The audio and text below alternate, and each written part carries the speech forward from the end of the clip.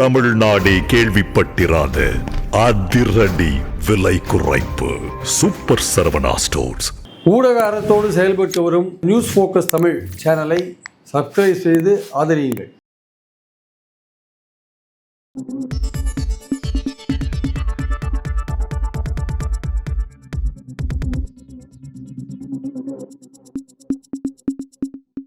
வணக்கம் சார். வணக்கம் சார். ராகுல் காந்தி அவர்கள் தொடர்ச்சியாக இந்த வாக்கு திருட்டு பிரச்சனையை பல இடங்களில் அம்பலப்படுத்திட்டு இருக்காரு. பல்வேறு செய்தியாளர் சந்திப்பு நடத்திட்டே இருக்கிறாரு.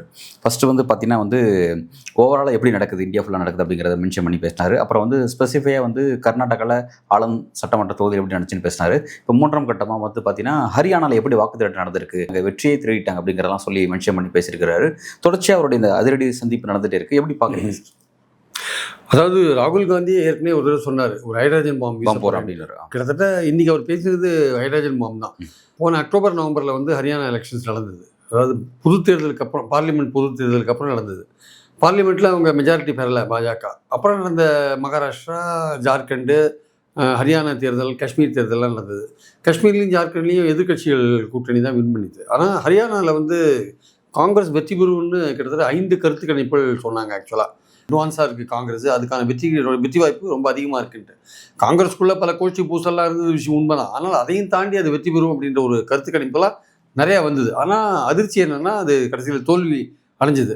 அந்த தோல்வி அடைஞ்சதுக்கு அப்புறம் அதை பற்றி இவங்களும் காங்கிரஸ் தரப்புலையும் பெருசாக அதை பற்றி ஒன்றும் கண்டுக்கலாம். ஆனால் இந்த கர்நாடகா போன்ற விஷயங்களில், மாதவபுரா விஷயங்களில், இந்த ஓட்சோர் விஷயங்கள் நடந்தது இல்லை. ஒரு குறிப்பிட்ட வீட்டில் 80 ஓட்டு இருக்குது, இல்லை இறந்து போனவங்க ஓட்டு இருக்குது, அப்புறம் ஒருத்தரோட ஓட்டே பல இடங்களில் வந்திருக்கு அப்படின்றதெல்லாம் அவங்க ஒரு 6 மாதம் ஆய்வுக்கு அப்புறம் கண்டுபிடிச்ச பிறகு அவங்க என்னென்னா, அப்போது தோற்ற இடங்கள்லாம் நம்ம ஆராயணும்னு ஒரு எண்ணம் வருது அவங்களுக்கு. அப்போ உடனே பார்க்குறாங்க, சரி நம்ம ஹரியானாவில் ஏன் தோற்றோம், நம்ம 5 தடவை கருத்து கணிப்புலாம் நம்ம வின் பண்ணணும்னு சொல்லும்போது ஏன் தோற்றோம் அப்படின்றத ஆராயிறாங்க. ஸோ இந்த நாள் வரையும் இந்த கிட்டத்தட்ட ஒரு வருஷ காலம் ஆராய்ஞ்சிருக்காங்க வச்சுக்கோங்களேன். ஆராய்ஞ்சு அவங்க அந்த எலெக்ஷன் கமிஷனோட டாக்குமெண்ட்டை வச்சு தான் அவங்க பேசுகிறாங்க. ஆக்சுவலாக ரொம்ப அதிர்ச்சி தரத்தக்க தகவல்கள்லாம் அவங்களுக்கு கிடைக்குது. ஆக்சுவலாக என்னென்னா, மொத்தம் இருக்கிற 2 கோடி வாக்காளர்களில் 25 லட்சம் பேர் போலி வாக்காளர்கள். அதாவது கிட்டத்தட்ட அவர் ராகுல் காந்தி சொல்கிறத பார்த்தா ஒரு 12.5% வரையும் இருக்கும் போல இருக்குது அப்படின்றார். போலி வாக்காளர்கள் ஒருத்தர் பேரே பல இடங்களில் இருக்குது. உத்தரப்பிரதேசம் ஹரியானா ஓட்டு போட்டு போகிறாங்க. 0ன்னு போட்ட ஒரு நம்பர் இருக்கிற வீட்டில் 500 பேர் இருக்காங்க, இன்னொரு 0 இருக்கிற வீட்டில் 108 பேர் இருக்காங்க, இன்னொரு இடத்துல 66 பேர் இருக்காங்க. எப்படி இருக்காங்க? அங்கே போய் பார்த்தா 0 இல்லை, நம்பர் போட்டிருக்காங்க. அந்த வீட்டுக்கு, அந்த வீட்டில் இருக்கிறவங்க நம்பர் போட்ட வீடாக தான் இருக்குது. ஆனால் 0ன்னு போட்டு 500 பேர் இருக்கிற மாதிரி, அப்புறம் 108 பேர் இருக்கிற மாதிரி, 66 பேர் இருக்கிற மாதிரி. கடைசியில் இதெல்லாம் பார்த்தீங்கன்னா கிட்டத்தட்ட 25 லட்சம் பேர் போலி வாக்காளர் இருக்காங்க. ஒரு குறிப்பிட்ட ஒரு பெண்ணோட படத்தை போட்டு 22 இடத்துல அந்த அம்மாவுக்கு ஓட்டு இருக்குது. படம், அந்த ஒரே படம் 22 ஓட்டு. ஒரு இடத்துல சரஸ்வதின்னு பேர், ஒரு இடத்துல ஸ்வீட்டின்னு பேர், மாற்றி பேர் போட்டு 22 இடத்துல. அந்த அம்மா யாருன்னு ஆராய்ச்சி பார்த்தீங்கன்னா, அந்த அம்மா பிரேசிலியன் மாடலாம், பிரேசிலில் சேர்ந்த ஒரு மாடலாம். அந்த படத்தை 22 படத்தை போட்டு ஓட்டு கொடுத்துருக்காங்க வெவ்வேறு பேரில். இது என்ன அநியாயம் பாருங்கள். இவங்க பேசுகிறானுங்க வாக்காளர் பட்டியலை சுத்தப்படுத்தணும், எஸ்ஐஆர் கண்டிப்பாக வேணும்ன்ட்டு. இவங்க பண்ணுற அழகு பார்த்தீங்களா, எப்படி பண்ணிருக்காங்க பாருங்கள். அதுதான் முக்கியமான விஷயம்.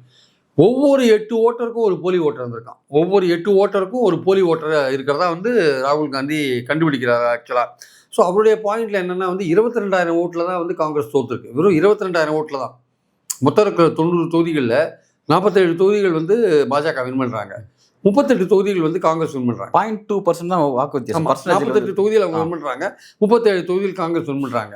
11 தொகுதிகளில் பார்த்தீங்கன்னா 22,000 ஓட்டு தான் வித்தியாசம் வருது. ஆக்சுவலாக அவரும் இந்த பட்டியலை போட்டுருக்க 22,000 ஓட்டு தான். வெறும் 22,000 ஓட்டு வித்தியாசத்தில் 11 தொகுதிகள் பறி போயிடுது. ஆனால் 25 லட்சம் ஓட்டு போலியாக சேர்க்கப்பட்டிருக்கு. செத்தவனை சேர்த்துருக்காங்க, வேறு மாநிலங்களில் போடுறாங்க, ஒரே ஆள் பேர் பல இடங்களில் இருக்குது. இந்த மாதிரி பிரேசிலியன் மாடலோட பேர் 22 இடத்துல இருக்குது. அப்புறம் பார்த்தீங்கன்னா ஒரே முகவரியில் 500 பேருக்கு மேலே ஓட்டர் இருக்காங்க, 100 பேருக்கு மேலே ஓட்டர் இருக்காங்க. இது மாதிரிலாம் பார்க்கும்பொழுது இத்தனைக்கும் எலெக்ஷன் கமிஷன்கிட்ட ஒரு மெக்கானிசம் இருக்குது. என்னென்னா, ஒருத்தரோட ஓட்டு, இப்போ அன்பழகன் ஓட்டு இன்னொரு இடத்துல இருக்குன்னா அந்த மெக்கானிசம் கண்டுபிடிச்சி அதை ரிமூவ் பண்ணணும். சாஃப்ட்வேர் இருக்குது, ஆனால் அந்த சாஃப்ட்வேரை கூட பயன்படுத்தலை. ஒரு கேள்வி எழுப்புறாரு, அந்த சாஃப்ட்வேர் ஏன் யூஸ் பண்ணலன்னு கேள்வி எழுப்புறாரு. இது எல்லா இடத்துலையும் நடக்குது. ஆக்சுவலாக இதெல்லாமே வந்து ஏன் நடக்குது அப்படின்னா எலெக்ஷன் கமிஷன் பாஜகவோட கை பொம்மையாக இருக்குது, அதனால நடக்குது. சார் இப்போ ரீசெண்டாக வந்து இந்த ஆலந்த் தொகுதியில் வந்து எப்படி வந்து அந்த விஷயம் நடந்திருக்கு, அங்கே எப்படி திருட்டு நடந்திருக்கு அப்படிங்கிறத வந்து ஸ்டேட் எஸ்ஐடி விசாரிச்சுட்டு இருக்கான்னு பார்த்தோம். இந்த எஸ்ஐடி சொன்ன தகவல் வந்து ரொம்ப ஆச்சரிய அளிக்கக்கூடிய விஷயம், அதிர்ச்சி அளிக்கக்கூடிய விஷயமா இருந்துச்சு.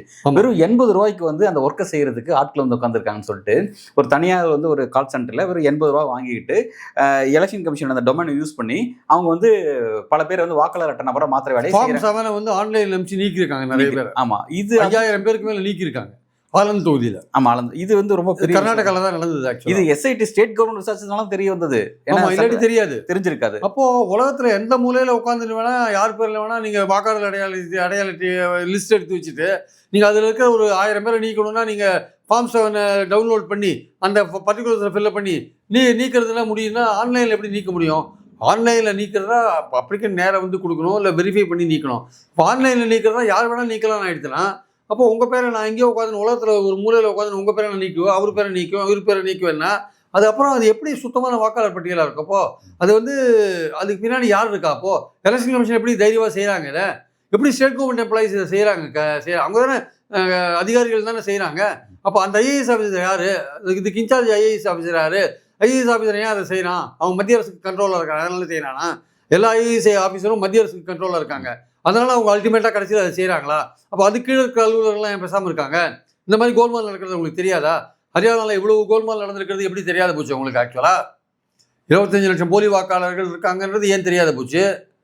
டூப்ளிகேட் வாக்காளர்கள் நிறைய பேர் இருக்காங்கன்னு ஏன் தெரியாத போச்சு? சரி, இப்போ பேன் இந்தியா அளவில் இந்த எஸ்ஆர் ஆக்டிவிட்டி நடத்துகிறான்னு இருக்காங்க. நம்ம பார்த்தோம் 9 ஸ்டேட்டு ஒரு 3 யூனிட் டெரிட்டரி மொத்தம் 12 இடத்துல நடத்துகிறாங்க.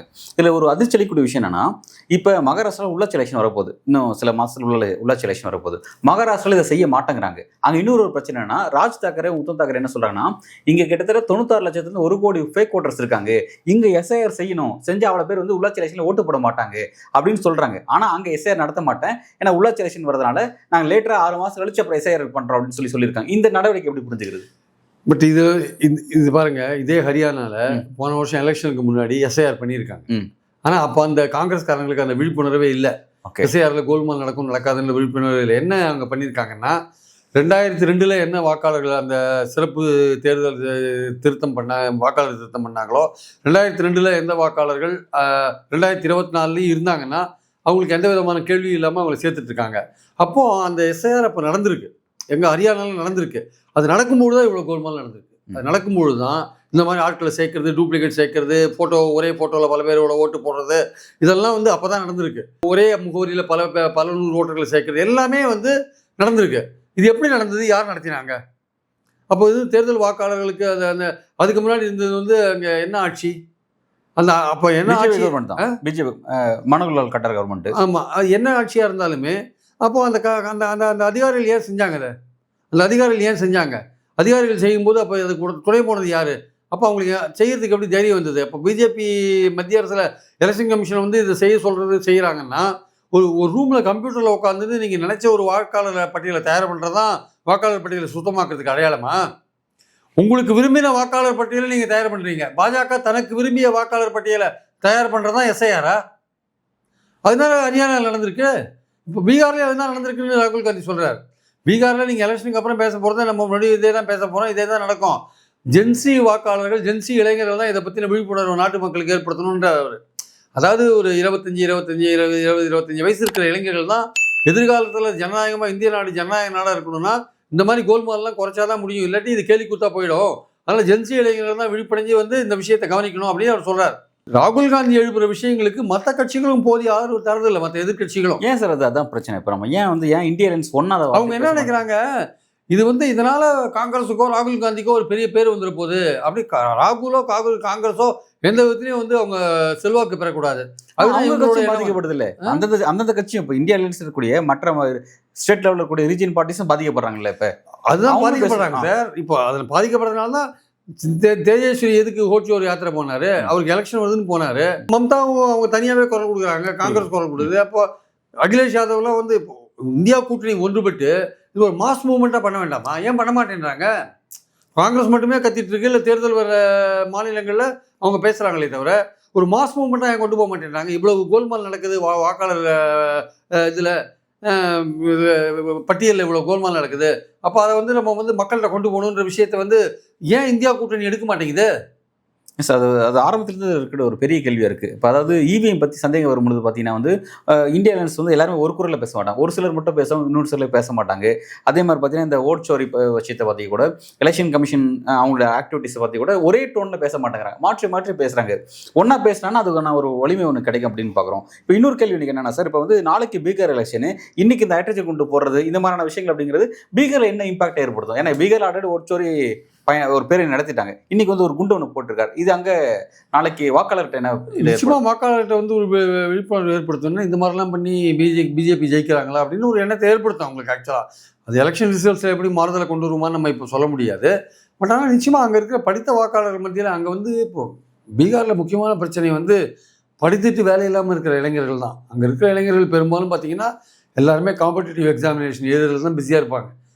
எந்த கிராமத்தில் போனாலுமே காம்படிட்டிவ் எக்ஸாமினேஷனுக்கு கிளாஸஸ் நடந்துகிட்டே இருக்குது. கிராம லெவல்லே நடக்குது அங்கெல்லாம். ஏன்னா ஒரு கிராஜுவேட்டாக ஆயிடுறாங்க, அவங்களுக்கு அடுத்தது காம்படிட்டிவ் எக்ஸாமினேஷன் மூலமாக தான் ரயில்வேலையோ இல்லை வேறு ஏதோ அமைப்புகளையோ ஸ்டேட் பேங்க்லையோ எங்கேயாவதோ இல்லை யூபிஎஸ்சிலையோ சிவில் போஸ்ட்லேயோ நுழைய முடியும் ஆக்சுவலாக. அதனால் பீகாரை பொறுத்த மட்டும் சின்ன சின்ன டவுனில் கூட உங்களுக்கு கோச்சிங் சென்டர்லாம் வர ஆரம்பிச்சிருச்சு. எல்லாருமே கவர்மெண்ட் ஜாப் தான் ஒரே வழின்னு நினைக்கிறாங்க. அவங்க ப்ரைவேட்டில் போகிற அளவுக்கு அவங்களுக்கு வந்து டேலண்ட்டு போன்ற விஷயங்கள்லாம் கொஞ்சம் குறைவாக இருக்கிறதுனால கவர்மெண்ட் ஜாப் மூலம் போகலான்ட்டு காம்படிட்டிவ் எக்ஸாமினேஷன் தயார் பண்ணிட்டு இருக்காங்க. அந்த படித்த இளைஞர்கள் அவங்க நிச்சயமாக அன்எம்ப்ளாய்மெண்ட் ப்ராப்ளத்தில் ரொம்ப பாதிக்கப்பட்டிருக்காங்க. அவங்க இதெல்லாம் கேள்விப்பட்டு என்ன நினைப்பாங்க, இந்த மாதிரி பாஜக கவர்மெண்ட் பண்ணுறதை கேள்விப்பட்டு என்ன நினைப்பாங்க, அவங்க மோஸ்ட்லி அவங்க வந்து பிஜேபிக்கு எதிராக போனாலும் ஆச்சரியப்படுறதுக்கு ஆனால் போவாங்களா இல்லையான்னு தெரியாது. ஒரு இளைஞர் அதை ஜென்சி இளைஞர்கள்லாம் இதை எதிர்த்து போராடணும் அப்படின்னு ராகுல் காந்தி குரல் கொடுக்குறாருன்னா அந்த குரல் வந்து அங்கே எஃபெக்டிவாக இருக்குது அப்படின்னா பீகாரில் அது பொறுத்திருந்து தான் பார்க்கணும். ஆனால் இந்த எலெக்ஷன் கமிஷன் வந்து இந்த ராகுல் காந்தி கேள்விக்கு பதில் சொல்லுமானா அதுக்கு வந்து தைரியம் கிடையாது, அதுக்கு வந்து தார்மீக ரீதியாக உரிமையும் கிடையாது. ஏன்னா அது என்ன சொல்லுது, இப்போ லாஸ்ட் டைமே இந்த மாதேவபுரா வந்தபோது நீங்கள் அஃபிடேவிட் ஃபைல் பண்ணுங்கன்னாங்க. இவர் எதுக்கு அஃபிடேவிட் ஃபைல் பண்ணணும்? நான் பொது வெளியில் மக்கள் முன்னாடி வைக்கிறேன், உங்கள் டாக்குமெண்ட்டை வச்சு தான் நானே பேசுகிறேன். நீங்கள் வந்து நான் போயின்னா நீங்கள் மேலே கேஸ் போடுங்க, நான் போயின்னா நீங்கள் மேலே கேஸ் போடுங்க, நான் கோர்ட்டில் சந்திக்கிறேன். ஏன் இவர் மீது வழக்கு தொடுக்காம அமைதியாகவே இருக்காங்க? அந்த விஷயம் பண்ணுறதெல்லாம் கோல்மால் கோர்ட்டில் போனால் மாட்டிப்பாங்க. அதனால் வந்து இவர் மேலே கேஸ் போட மாட்டேன்றாங்க. வேற என்ன இருக்குது? அவ்வளோதான் சார். இப்போ ரொம்ப காம்ப்ளிகேட்டான ஒரு பிரச்சனை நம்ம மாட்டியிருக்கோம் சார். வந்து இப்போ இந்தியா அப்படின்னு வந்து ஜனநாயகம் தான் நம்மளுடைய பேசிக் அந்த பொலிட்டிக்கல் ஸ்ட்ரக்சர் அப்படிங்கிறது. அதுவே ஒரு நேர்மையற்ற முறையில் இருக்குது.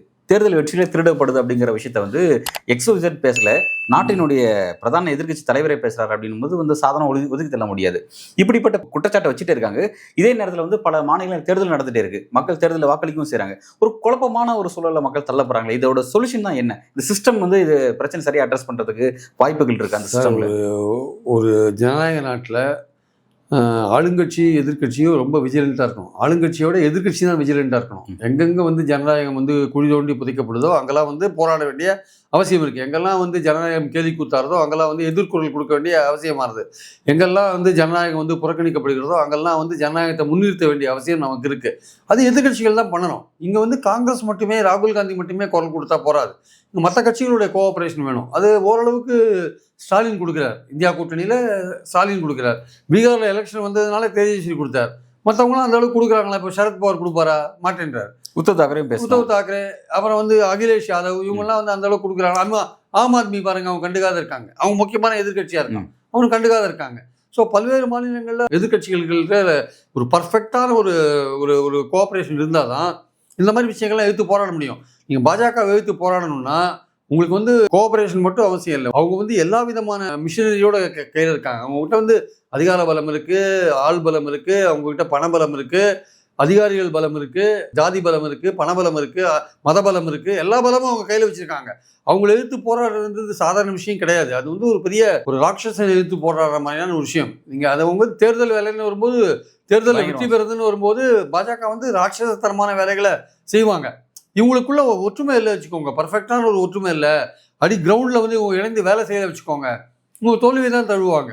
பீகாரையும் நம்ம சொல்ல முடியல. பீகாரில் வந்து மக்கள் கருத்து கூட பாஜகவுக்கு எதிராக இருக்கலாம். பட் நாளைக்கு ஓட்டுன்னு வரும்போது அது வேற மாதிரி போகிறதுக்கான வாய்ப்புகள் இருக்குது. CNN கருத்து கணிப்பில் தேஜஸ்வி தான் முதல்வராக வரணும்னு ஓட்டு போட்டாங்க.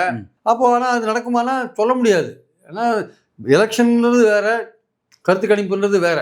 மக்களோட எண்ணம் அப்படி இருந்தால் கூட ஓட்டுன்னு வரும்போது அதோட ப்ரொசீஜரே வேற மாதிரி இருக்குது. அதை ஓட்டு வாங்குற விஷயமே அதுக்கான யுக்திகளே வேறு மாதிரி இருக்குது. அதை வந்து பாஜக பர்ஃபெக்டாக கடைபிடிக்கும் போது நீங்கள் வந்து அந்த யுக்திகளுக்கு மேட்ச் பண்ணுற மாதிரியான விஷயங்கள் உங்ககிட்ட இல்லையே உங்ககிட்ட. ஸோ அது வந்து காங்கிரஸ்லையோ மற்ற கட்சிகள்கிட்டயும் இருக்கணும். ஆக்சுவலாக அந்த ஒற்றுமை இல்லாட்டி இருக்க வச்சுக்கோங்களேன், பிஜேபி நீங்கள் எந்த காலத்துலையும் நீங்கள் வீழ்த்த முடியாது. ஏன்னா அவங்க எல்லாத்துலேயும் மாஸ்டர் ஆகிட்டாங்க. அதிகார வர்க்கம் அவங்க கையில் இருக்குது சார், ஆள் பலம் அவங்க கையில் இருக்குது சார், பண பலம் இருக்குது சார், மத பலம் இருக்குது, ஜாதி பலம் இருக்குது, தொழிலதிபர்கள் பலம் இருக்குது, பின்னாடி இருக்குது. தொழிலதிபர் 2 பேர் பின்னாடியே இருக்காங்க. எதாக இருந்தாலும் அவங்க சமாளிக்கிறாங்க. அவங்களுக்கு எல்லாத்தையும் இவங்க செஞ்சிட்ருக்காங்க. அதனால் அவங்களை தோக்கடிக்கிறதுன்றது it is not ordinary thing. ஏதோ சில எலெக்ஷனில் வந்து சில மாநிலங்களில் தோக்கடிச்சிருக்கலாம், அது வேறு விஷயம்.